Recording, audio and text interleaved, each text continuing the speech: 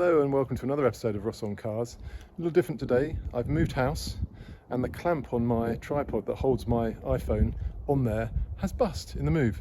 So it's all going to be a bit sort of hand cam today, but let's see how we go. I've got a Model Y, Tesla Model Y. I've never driven a Tesla before. It's all a bit odd to me, this car. I think of it as sort of Mr Spock's daily. You know, it's all very futuristic, and the futuristic stuff starts even when you try and get into it. So you've got this kind of credit card thing that Tesla give you. You just actually hold it against the pillar. Yeah, look, hold it against the pillar. And you're in. So who'd have thunk it? Inside the car, there's not much at all. What you're basically just going to see is a steering wheel and a great big iPad. That's it. There's lots of space in here, which is great, especially in the back. So for me, I've got children. You can get, two children and their pal in the middle there. It's a nice flat floor, so that all works very well. Tons of space really for what is not really a big car. I mean, it's based on the Model 3, but it's been sort of stretched a little bit. It's a little bit higher. The rear view is quite nice on this, I think. It's got quite a sweeping glass roof, goes down to the back. I do like that actually. That's very nice. And plenty of room in the back. Got my bike in there earlier. Quite a big bike as well, no problem at all. The seats folded down. Dog likes it in there, it's all right. Have the dog in there as well. This rear parcel shelf, I don't know if it's an afterthought. I don't think it came out with the launch models. It's a little bit fiddly to put in. There's a real knack to it. Once you figure the knack out, it's fine. It's all fine. I don't really know styling wise whether I love this car. I mean, it's okay, I suppose. It's kind of what generic Japanesey looking kind of MPV for me.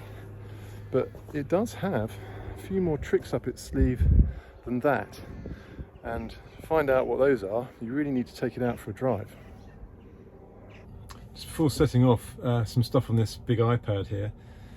It's quite good, I like it. The sat navigation is the best of anything I've used at all. It's just really big and easy to type.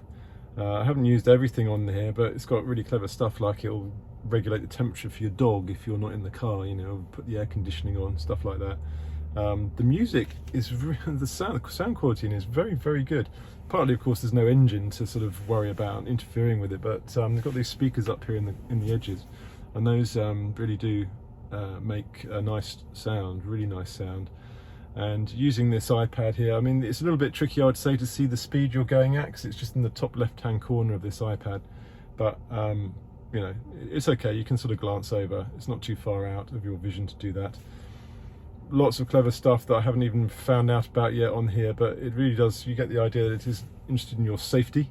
So it's kind of looking out for what's each side of you and the corners of the car. It's showing you who's in front and who's behind. The rear visibility, not so good in terms of the rear view mirror. But there is a rear camera on it, so that's really good. So even when you put the indicators on as well, you get a kind of a view of where you're going. So overall, this one do-it-all one thing iPad is pretty impressive, and it does feel like the future. There's also, you can easily charge your phones down here. There's two pads for you to, each of you, if there's two of you traveling, to charge your iPhones on. So it's it's very practical, makes a lot of sense. I like it. Right, let's take this baby for a bit of a spin. I remember when I first got into this last week, I've been driving it around for about a week.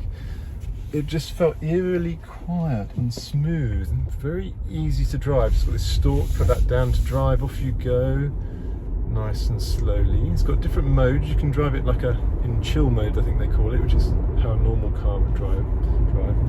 Or you can have it in its kind of other mode, I forget the name of it exactly, but you could call it warp factor mode. I think that would work. Yeah, warp factor, to continue the Star Trek theme. And what I hadn't fully appreciated really about EVs, and I don't know if all EVs are like this, I think Tesla's a bit faster than a lot of them, is really just how quick they are when you put your foot down. It really is mind-blowing. It's a game changer, I thought. I was on the motorway and you can sort of almost toy with other cars. You can go like this, and it's so fast, and you see the digits going up on the speedometer here into so fast.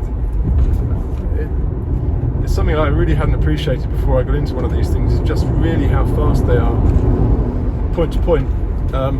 They're not that sporty going through the corners. I mean, obviously this is quite a tall car as well, it's not designed for that, but in terms of straight line speed, getting places, it's very, very quick. And also I like the regenerative, when you take your foot off the accelerator, it slows the car down, so you find that you're hardly using the brake at all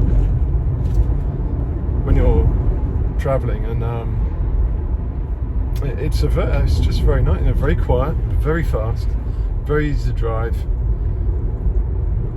And yeah, I you know, that is the trick up its sleeve that I mentioned earlier that I didn't fully appreciate until I started driving this. You've really got to try and drive one, which is not necessarily that easy to do. I went all the way to Gatwick to try and drive one of these and couldn't, because the test driving that was all booked out. The next other place I tried was Dartford. That didn't quite work out, so in the end I hired this car because I needed something for a week. I thought, I know, I'll just hire a Model Y just to find out what all the fuss is about. And now I get it. I really do get it.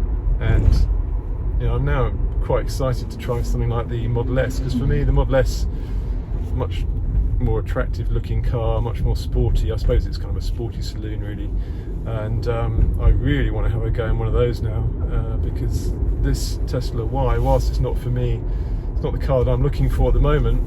I'm sure a lot of families will love it, especially those that are in the 3 at the moment, just because a family that's in the 3 a lot more room. You know, I'm really psyched to try out the Model S now, just to see what it's all about. Don't necessarily need to go for the plaid. I can quite realise that a car like this is fast enough for me, which is kind of baffling really.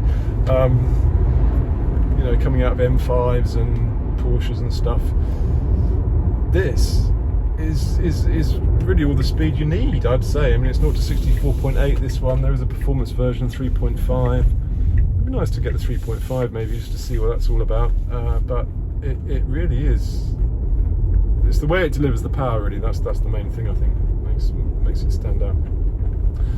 The other trick it has it up its sleeve as well. It's boring, but it's from a business tax point of view. This is, in terms of benefit in kind, they only charge 1% on this at the moment. So in effect, it's tax deductible. If you run it through your business on a lease, it's not going to cost you anything.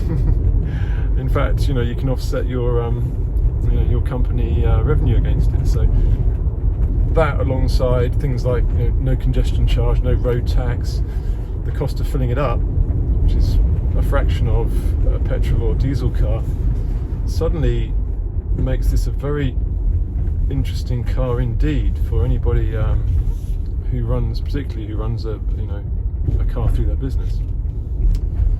So yeah, absolute game changer. I had no idea. I can safely say that my life changed, automotive terms, last week when I picked this up. Anyway, will I buy one? We'll see, we'll see.